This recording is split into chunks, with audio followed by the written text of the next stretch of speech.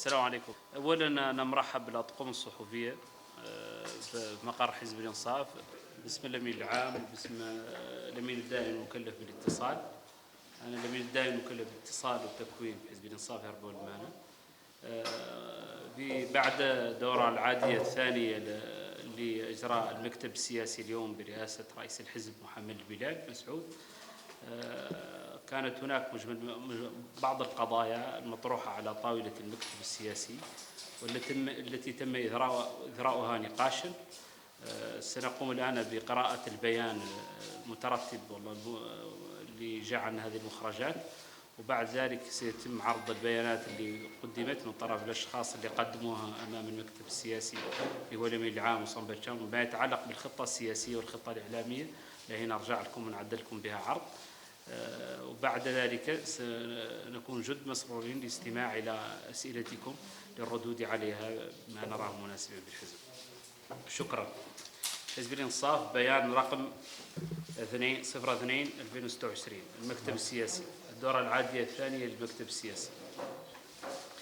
انعقدت الدورة الثانية للمكتب السياسي لحزب الإنصاف يوم السبت 9 مايو 2026 برئاسة رئيس الحزب السيد محمد بلال مسعود، حيث خصص الاجتماع لبحث جملة من القضايا السياسية والتنظيمية المدرجة على جدول الأعمال.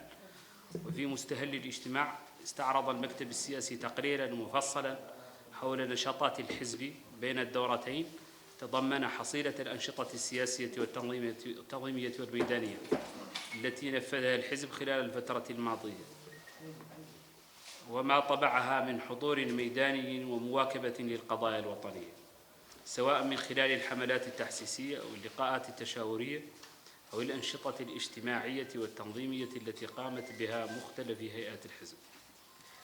كما ناقش المكتب السياسي وصادق على مشروع تحيين الخطاب السياسي للحزب بما يواكب التحولات الراهنة ويعزز قدرة الحزب على التفاعل مع مختلف القضايا الوطنية والإقليمية، ويكرس حضوره كقوة سياسية داعمة للاستقرار والإصلاح والتنمية في انسجام تام مع التوجيهات السامية لفخامة رئيس الجمهورية السيد محمد الشيخ الغزواني.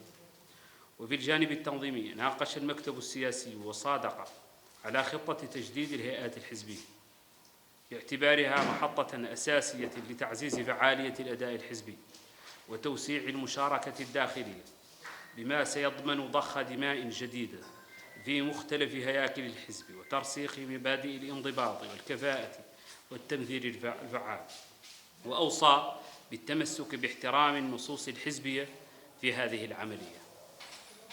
كما ناقش المكتب السياسي وصادق على الإطار الاستراتيجي العام لتمويل الحزب والمخطط الاستراتيجي لإعلام الحزب، حيث تم التأكيد على أهمية تطوير أدوات العمل الإعلامي والتواصلي بما يعزز حضور الحزب في الفضاء العمومي ويرتقي بأدائه السياسي والتنظيمي. وفي السياق ذاته ناقش المكتب السياسي وصادق على برنامج عمل الحزب للفترة المقبلة بما يشمله من أنشطة سياسية وتنظيمية وميدانية ترمي إلى تعزيز القرب من المواطنين ومواكبة أولويات المرحلة. كما شهدت الدورة انتخاب عضو جديد في الأمانة الدائمة في إطار استكمال الهيكلة التنظيمية للحزب وتعزيز أداء هيئاته القيادية. وفيما يتعلق بالوضعية السياسية، جدد المكتب السياسي تثمينه للمقاربة التي تنتهجها الحكومة وتنتهجها الدولة أيضا بقيادة فخامة رئيس الجمهورية السيد محمد الشيخ الغزواني في التعاطي مع مختلف القضايا الوطنية والتحديات الدولية، خاصة بما يتعلق بحماية القدرة الشرائية للمواطنين وتعزيز الاستقرار الوطني وترسيخ مناخ التهدئة والانفتاح السياسي. كما تطرق المكتب السياسي إلى تطورات الحرب في الشرق الأوسط وتداعيات الأزمة الإقليمية والدولية، مؤكداً أهمية التمسك بمواقف بلادنا الثابتة والداعية إلى احترام القانون الدولي وتعزيز الأمن والاستقرار. وأكد المكتب السياسي ضرورة التصدي لخطاب الكراهية وكل أشكال التحريض والتفرقة لما تمثله من تهديد للسلم الاجتماعي والوحدة الوطنية، مشدداً على أهمية ترسيخ خطاب المسؤولية والتماسك الوطني.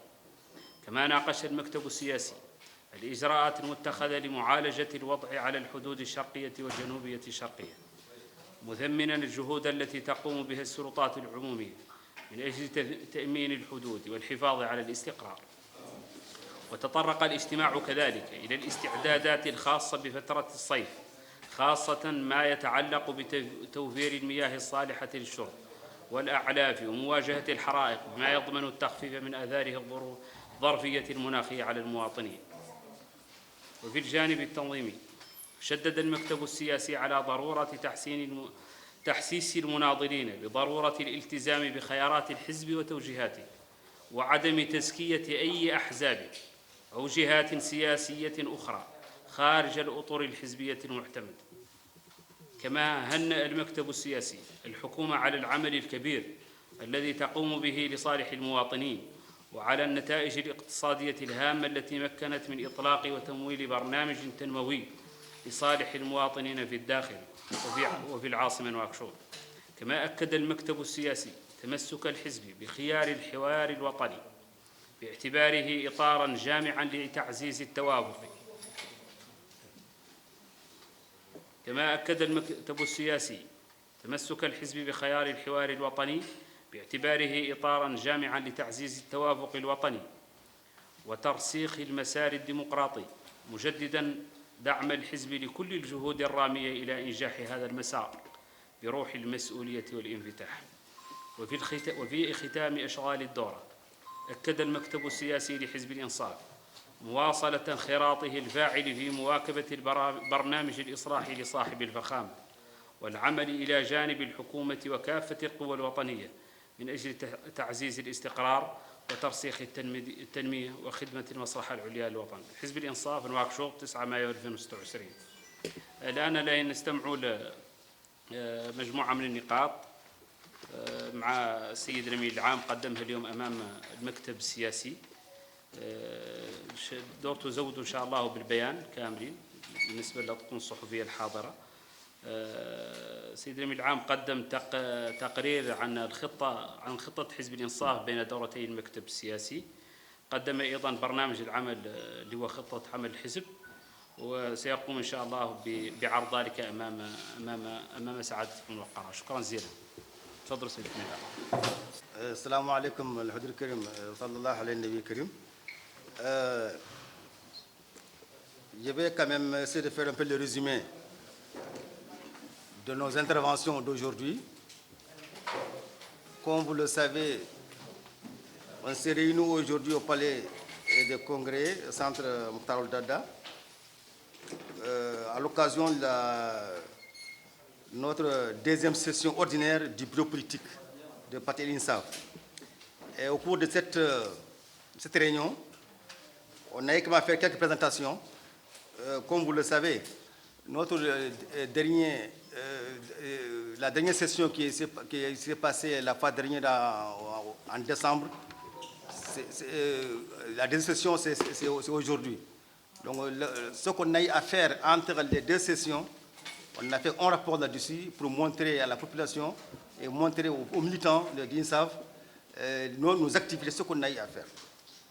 Et en plus ensuite ça, on a travaillé sur l'examen du projet de discours politique. On s'est quand même entendu qu'il faut quand même un discours politique là, avec lequel tout le monde peut véhiculer à travers les militants. On a aussi développé sur le plan renouvellement des structures, comme vous le savez. l'INSAF qui se remet en place, qui veut redynamiser les structures. On a eu à réfléchir, échanger beaucoup et pour voir quelles sont les voies et moyens à mettre en place pour renouveler les structures.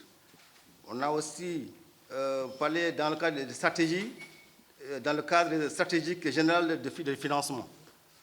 Comme vous le savez, ce genre d'organisation, il va falloir du financement et des modèles de financement et pour avancer vraiment dans notre politique.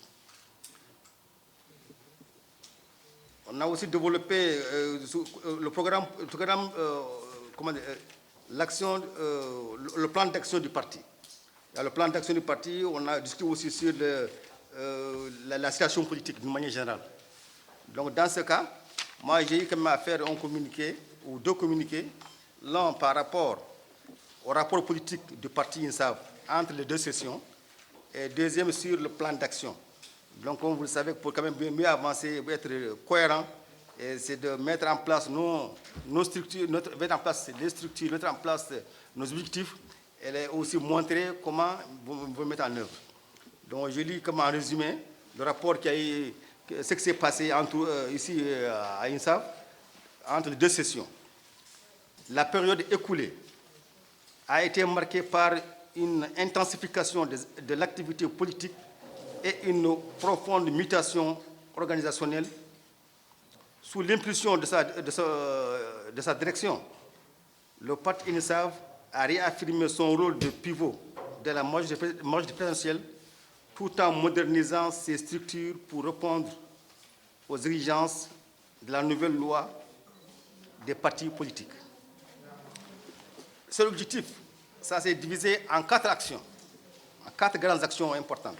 Premièrement, on a institutionnalisation des procédures et la modernisation. Deuxièmement, le soutien et l'accompagnement du programme de son Excellence, le président de la République, Mohamed Cheikh Al-Ghazouani. Et troisième point, c'est la redynamisation des instances. Et finalement, on a aussi à travailler sur l'engagement national et le dialogue. Tout ça a été discuté dans ce cadre. Bon, dans le cadre de l'institutionnalisation, on a mis en place quand même le comité permanent qui s'est mis en place après le congrès de notre premier congrès. On a mis en place un comité permanent. Le comité permanent, avant tout, le bureau politique aussi a mis en place le comité permanent. Le premier comité permanent s'est mis au travail. Et dans ce cadre-là, il a promis des commissions qui travaillent sur le plan national, le plan organisationnel et politique, et l'approbation de la création d'une commission élargie pour travailler sur l'ensemble des thématiques qui ont été proposées, et la répartition du secrétariat permanent et la définition de leur mission.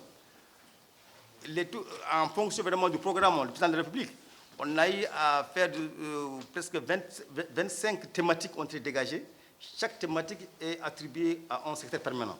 Donc il va travailler. Donc la répartition des secrétaires permanents, leur mission aussi a été définie. Sur ce plan, il conviendra encore de noter que la direction du parti a publié 5 communiqués. Bon, comme on est en train de faire actuellement, après chaque réunion du comité permanent, on sort de communiquer des informations et nos décisions et pour montrer ce que nous sommes en train de faire. Dans le cadre du travail du parti et à travers le comité permanent, on a mis en place l'adoption de règlement intérieur de la commission des sages et la commission de conciliation et d'arbitrage. Bon, ce genre d'organisation, effectivement, si on a des gens de commission, on a des sages qui sont là en cas de litige, en cas de problème, pour quand même, ce sont des commissions qui existaient, mais on les a redynamisées. D'ailleurs, ils sont avec nous ici. En cas de problème, ils interviennent pour régler le problème. Les sous-commissions ont été créées souvent au courant, sur la base de divers domaines politiques et sociaux. C'est l'objectif surtout, la base même de la création de ces secrétariats permanents. On a un mandat et les attributions des secrétariats permanents ont été élaborées et approuvées. Les mécanismes de travail et la répartition des tâches ont été établis de manière institutionnelle conformément aux décisions numéro 1, 2 et 3 qui ont été publiées aussi. Parce que tout ça, on l'a fait, c'est ça le caractère institutionnel, à travers 3 décisions qu'on a eu à publier pour canaliser tout ça. Tout ça, ce sont des informations qui sont dans le site web. Tout ce qu'on fait comme action, c'est publié dans notre site. C'est les gens qui consultent. Surtout, il y a un côté important qu'il faut souligner, c'est la modernisation. Nous ne sommes pas à ce niveau. On a mis la mise en place en conformité des statuts avec la législation. Donc il y a un autre statut, une norme intérieure. C'est la base de la nouvelle loi des partis politiques. On a calé notre statut intérieur, c'est cette base-là. Il y a aussi le lancement des stratégies de numérisation et de procédures internes. il y a un système d'information, désormais, dans lequel on peut toujours mettre le système d'information. Il y a l'élaboration du plan d'action spécifique pour la communication. On est en train de faire. Désormais, ça a devenu maintenant une habitude à INSAP. Tout ce qui se passe, tout ce qu'on fait, on communique, on divulgue, on l'impact d'information. La situation du parti et les finances et les actions sociales. Pour le deuxième point, on a le soutien et l'accompagnement du programme du président de la République. Dans ce cadre, le soutien surtout les actions gouvernementales, nous sommes là, à INSAP, on accompagne le gouvernement. Toutes les décisions prises, tout ce que l'action par le président, tout ce qui se fait au niveau du gouvernement, le parti est là pour les accompagner et développer, les vulgariser et faire comprendre à la population. Sur le cadre économique et social. Mais le cas de la gestion des crises, vous êtes sans savoir, après le Congrès, on a déployé pas mal de commissions à l'intérieur du pays, pas seulement en Nouakchott, à l'intérieur du pays pour vulgariser, expliquer les résultats de du Congrès. Et aussi, tout ce qui se passe, même si ce sont des crises qui se passent actuellement avec la crise des hydrocarbures, on a aussi organisé des commissions de sensibilisation pour faire passer le message au niveau de la population et pour pouvoir atténuer un peu le pouvoir d'achat. Même côté sécuritaire, tout ce qui est sécurité, tout ce qui est crise, vous savez, avec nos voisins, tout ce qui se passe, le parti est là et suivre de près toute action qui a été engagée par le gouvernement, le parti est là pour les accompagner. Troisièmement, on a aussi développé la redynamisation des instances. Et à cette occasion, c'est pourquoi on a travaillé aujourd'hui. Effectivement, les instances qui ont été désignées sont tous été présents. Organisation des réunions avec le commissaire spécialisé. Tout ça, ce sont des actions qui ont eu à avoir lieu entre les 4 mois. Et quatrièmement, on a l'engagement national et le dialogue. Ce côté, c'est quand même, comme vous savez, ils savent, c'est le chef de file de la majorité. C'est pourquoi le parti a joué un rôle moteur dans la coordination du bloc de la majorité. Il a piloté l'élaboration de propositions communes dans le cadre du dialogue national, privilégiant une approche inclusive et consensuelle pour garantir la stabilité du pays. Le parti s'est employé à définir et à coordonner les positions politiques avec les partis de la majorité et préparer le dossier et le dialogue. Ça, c'est une manière résumée. Maintenant, en conclusion, donc je sais mal lire, cette période, entre les 4 mois, entre les 2 sessions, a permis au parti INSAP de renforcer son appropriation politique et organisationnelle à travers une modernisation de ses structures et une implication accrue de ses instances. Deuxièmement, la redynamisation du parti et l'encadrement rapproché des fédérations et militants ont contribué à consolider la discipline partisane et la cohésion interne. Troisièmement, par son engagement constant aux côtés du programme du président de la République et son rôle moteur au sein de la majorité, le parti a affirmé son positionnement sur la scène politique et nationale. Enfin, les efforts de dialogue, de coordination et de proximité ont permis de renforcer davantage la présence et son influence auprès des acteurs politiques et des citoyens. Et je vous remercie. Ça, c'est le côté de... Donc, en Chine, l'autre. Pas de repos. Et on s'est mis qu'à travailler les choses. Ça, ce n'est pas des choses qui ont été... Ce n'est pas des discours. C'est du concret, la réalité. Et tout le monde peut quand même le constater. Donc, tout ce qu'on dit, c'est vérifiable. Parce qu'on publie, on informe. Bon, comme vous savez, une organisation comme ne peut pas avancer sans avoir un programme d'action. Il faut un plan. On a eu quand même mettre en place au cours vraiment de cette réunion, un programme annuel sur lequel il faut baser et travailler et mettre en œuvre.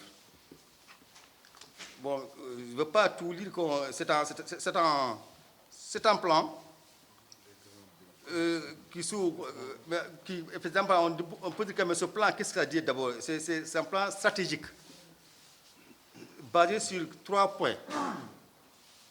Ce programme, stratégique sur 3 points. Tout d'abord, c'est renforcer la crédibilité du parti à travers l'accompagnement des politiques publiques et la proximité des citoyens. Améliorer son organisation et sa structuration afin de garantir une action politique plus efficace. Et enfin, accroître son rayonnement, sa capacité de mobilisation et sa présence sur le terrain afin de renforcer la confiance des citoyens et élargir davantage la base populaire. C'est nos objectifs que nous sommes fixés et pour pouvoir... Bon, pour cela, les 3 axes, ont été bien. On a même mis en place le mode opérationnel de ces 3 axes et voir comment les gens, comment le parti comment il va travailler. Bon, chaque stratégie est divisée en 4 rubriques. On a les actions, les activités, les responsabilités sont situées et le planning. Mais on ne va pas tout citer. On va seulement vous dire ici les actions, ce qu'on compte faire durant l'année ou même après, ce que le parti compte faire. Le développement, ça, on va le voir après. Pour l'axe numéro 1, qu'est-ce qu'on a décidé? On a décidé de prendre l'accompagnement et la vulgarisation des actions du gouvernement. Ça va continuer. Le gouvernement est en place, ils sont en train de travailler, tout le monde le sait. Donc, il faut vulgariser, valoriser, expliquer et l'accompagner. Ça, c'est dans nos actions. Nos actions aussi, on a l'explication des réformes et projets du plus près des citoyens. Le projet près du citoyen, nous sommes là pour continuer sur ça. La participation active au dialogue national, ça, on le tient. Le dialogue national inclusif dans le respect des orientations et principes du président de la République.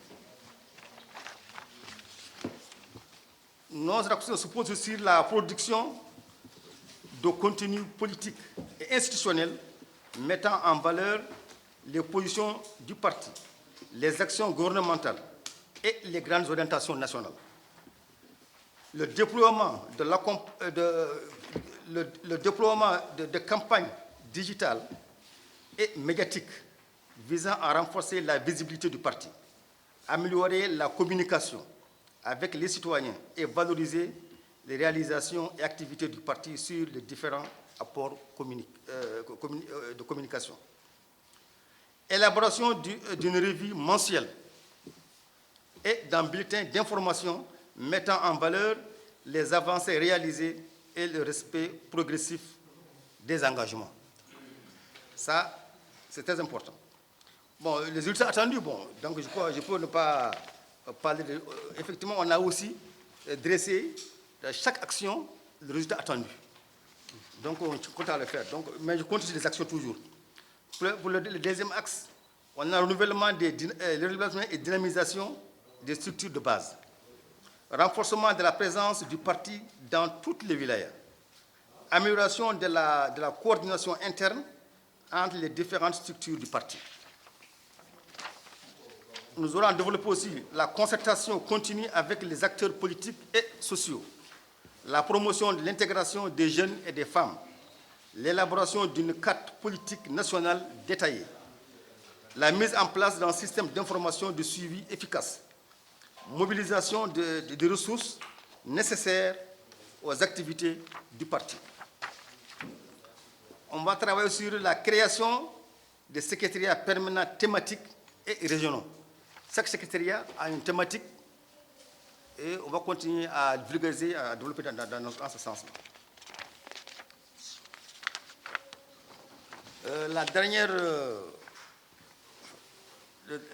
Le dernier point qui consiste au rayonnement, mobilisation et consolidation de l'ancrage politique populaire, c'est l'organisation d'événements politiques populaires et citoyens, le développement d'activités de rayonnement national, le développement d'actions de proximité et de mobilisation sur le terrain, et la modernisation de la communication politique et digitale.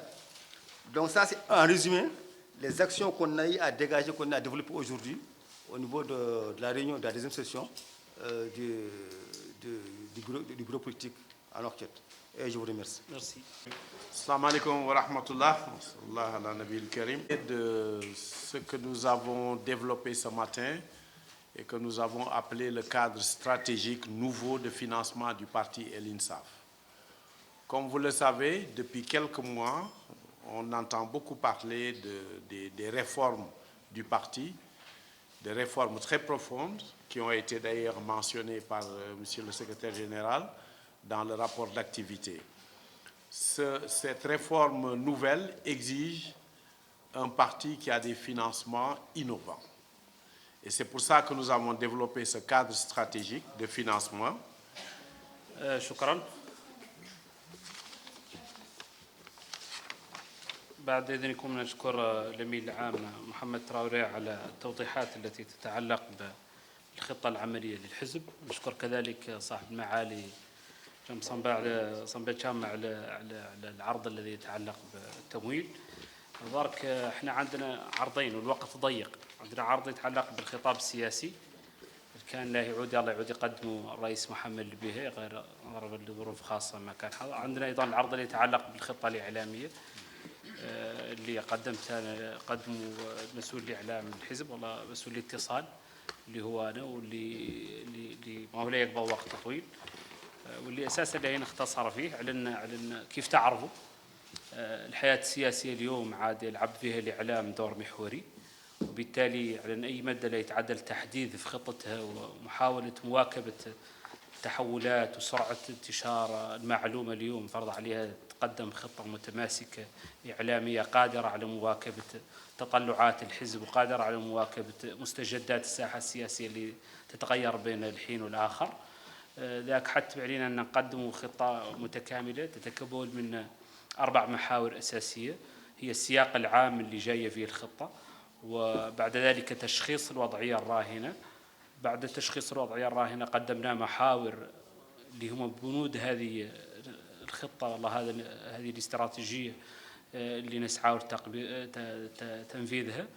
بعد ذلك المحور الرابع والأخير اللي هو النتائج المنتظرة في حال تم تطبيقها وستكون متاحة عند المستشار الإعلامي المعلومات اللي تعودوا تختاروا تطالعوا عليها. أنا بيدي وقت المغرب ضيق نختاروا نسمعوا منكم.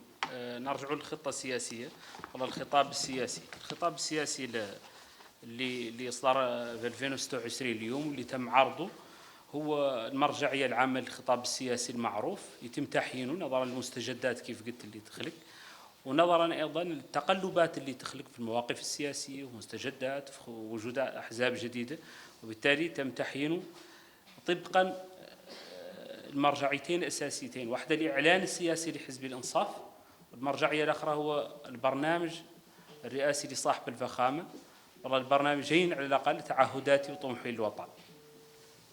وعلى المستوى الوطني كان الهدف من كان فهم سياقين فهم سياق عام وفهم سياق خاص.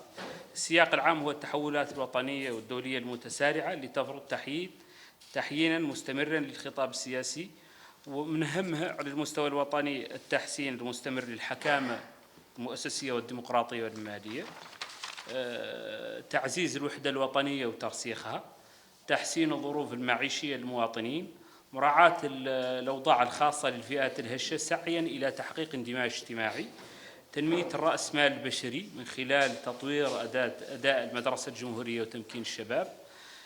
على المستوى الإقليمي والدولي كان هون تداعيات الصدمات الخارجية الكبرى اللي تعرفوا اللي خلقت في الفترة الأخيرة التحولات الاقتصادية العالمية التغيرات المناخية والاضطرابات في شبه المنطقة وتزايد موجات الهجرة.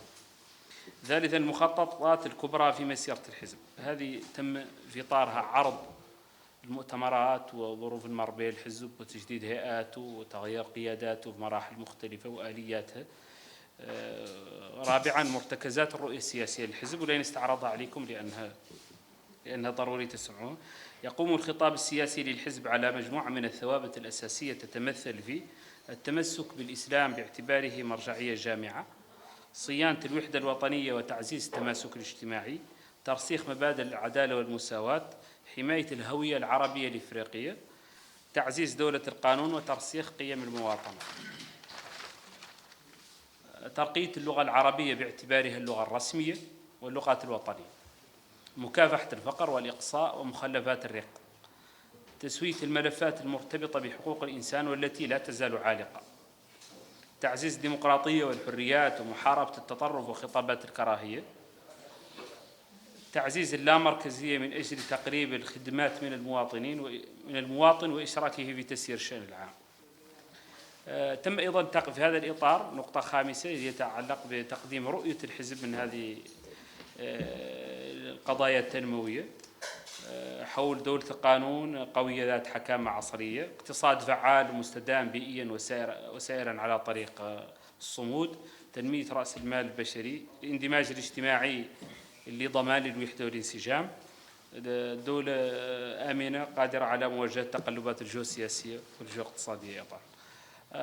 الرافعة الأولى دولة القانون القوية ذات الحكامة العصرية، والرافعة الثانية هي اقتصاد فعال ومستدام بيئيا وسائرا على طريق الصمود، والرافعة الرابعة لهذا الخطاب السياسي هو اندماج اجتماعي ضامن للوحدة، وخامسا دولة آمنة قادرة على مواجهة التقلبات الجيوسياسية، وسادسا التوجهات المستقبلية. هذه الخطة السياسية تمت المصادقة عليها. شكرا لكم على تلبية الدعوة.